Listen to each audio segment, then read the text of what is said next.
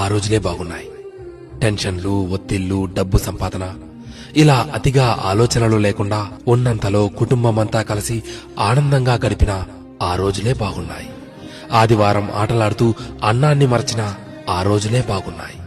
Mineral water గోల లేకుండా కుళాయి దగ్గర, బోరింగుల దగ్గర, బావుల దగ్గర నీళ్లు తాగిన ఆ రోజులే బాగున్నాయి.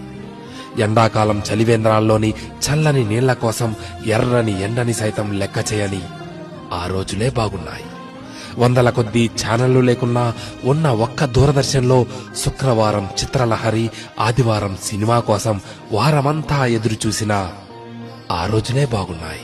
సెలవుల్లో అమ్మమ్మ, నానమ్మల ఊళ్లకు వెళ్లి ఇంటికి రావాలనే ఆలోచనే లేని ఆ రోజులే బాగున్నాయి.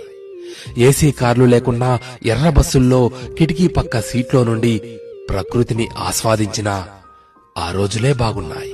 మొబైల్ డేటా గురించి ఆలోచించకుండా బర్త్డే డేట్ గురించి మాత్రమే ఆలోచిస్తూ చాక్లెట్లు పంచిన ఆ రోజులే బాగున్నాయి. మటన్ బిర్యానీ, చికెన్ బిర్యానీ లేకున్నా ఎండాకాలం వచ్చిందంటే మామిడికాయ పచ్చడితో అందరం కలిసి కడుపు నిండా అన్నం తిన్న ఆ రోజులే బాగున్నాయి. ఇప్పుడు జేబు నిండా కార్డులున్నా, పర్సు నిండా డబ్బులున్నా అమ్మ కొట్టుకు పంపితే మిగిలిన చిల్లరను కాజేసిన ఆ రోజులే బాగున్నాయి. ఇప్పుడు చేతిలోని సెల్ నిండా గేములున్నా, ఆట స్థలంలో బ్యాట్ మార్చుకుంటూ ఒకే బ్యాట్తో క్రికెట్ ఆడిన ఆ రోజులే బాగున్నాయి. ఇప్పుడు బీరువా నిండా జీన్స్ ప్యాంట్స్, టీషర్ట్లు ఉన్నా 2-3 నిక్కర్లతో, కురచ షర్ట్లతో బడికి వెళ్లిన ఆ రోజులే బాగున్నాయి. ఇప్పుడు బేకరీల్లో కూల్ కేకులు తింటున్నా, 25 పైసల ఆశా జాకెట్లు తిన్నా ఆ రోజులే బాగున్నాయి.